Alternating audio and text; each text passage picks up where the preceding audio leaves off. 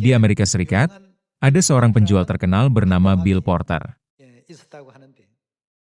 Dia dilahirkan dengan lumpuh otak, yang mengakibatkan punggungnya selalu membungkuk, penggunaan lengan kanannya terbatas, dan kesulitan dalam berjalan.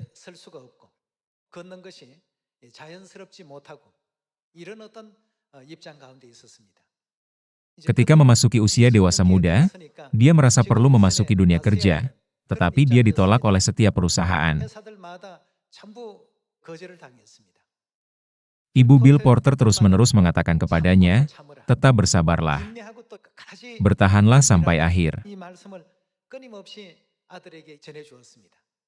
Karena Bill Porter dibesarkan dengan ajaran seperti itu, meskipun satu perusahaan menolaknya, dengan mengatakan, "Kami tidak akan mempekerjakan Anda," dia terus mengetuk pintu perusahaan lain dan kemudian yang lainnya. Kemudian suatu hari, dia mengirimkan daftar riwayat hidup ke perusahaan bernama Watkins. Orang-orang menolak Bill Porter hanya berdasarkan penampilan luarnya. Dalam perjalanan kembali setelah ditolak di sana juga, ibunya sedang menunggu di luar perusahaan, bertanya-tanya, apakah anakku diterima hari ini? Ibunya selalu mengikutinya, mengangkutnya dengan mobil. Melihat penampilan cerah dari ibunya mengubah pikirannya. Dia kembali ke perusahaan yang telah menolaknya dan berkata, "Tolong kirimkan saya ke tempat-tempat di mana orang lain paling enggan pergi dan paling sulit. Karena tidak ada yang mau pergi. Bagaimana kalau saya yang dikirim ke tempat itu?" Tergerak oleh tekadnya, mereka memutuskan untuk mempekerjakannya sebagai penjual. Sejak saat itu, Bill Porter mencurahkan banyak upaya untuk menjual produk yang dibuat oleh Watkins,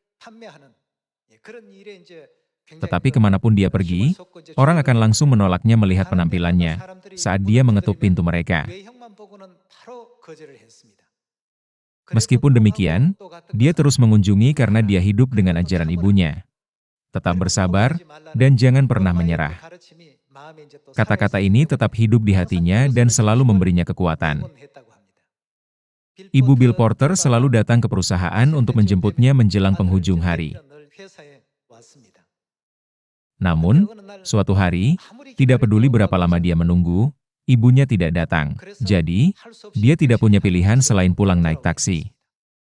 Dia memanggil untuk melihat apakah ibunya ada di dalam dan melihat sekeliling, tetapi ibunya tidak ada dimanapun. Tak lama kemudian, sebuah mobil polisi tiba di depan rumah dengan sirine meraung-raung. Lalu, dua petugas polisi membantu ibunya keluar dari mobil. Ibunya tidak dapat pulang sendiri. Dia juga lupa nomor telepon anaknya. Dia menderita demensia, penyakit yang sering kita dengar. Bill Porter sangat terkejut ketika mengetahui fakta ini. Karena dia berada dalam situasi dia harus bertumbuh sendiri dan bahkan merawat ibunya, maka dia bekerja lebih keras sambil menjual produknya.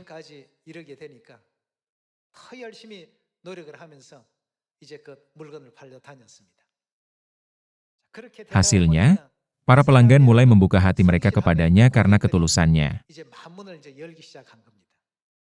Suatu hari, dia pergi ke sebuah rumah dan berkata, "Produk ini sangat bagus, jadi bagaimana kalau membelinya?" Lalu dia disuruh, "Kalau begitu, bawa saja ke dalam rumahku."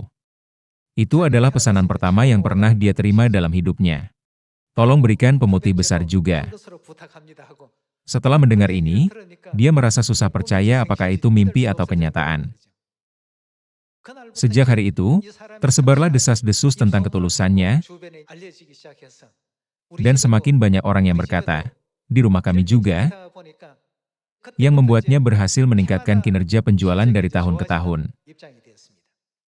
Dikatakan bahwa belum ada seorang pun di wilayah Amerika Utara yang melampaui volume penjualannya.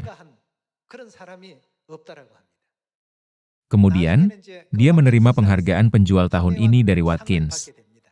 Setelah dia menerima penghargaan, orang-orang bertanya kepadanya, "Orang lain akan menyerah dalam situasi seperti itu. Kenapa Anda tidak menyerah?" Alasannya adalah karena ibunya selalu mengatakan kepadanya, "Tetap bersabar, dan jangan pernah menyerah."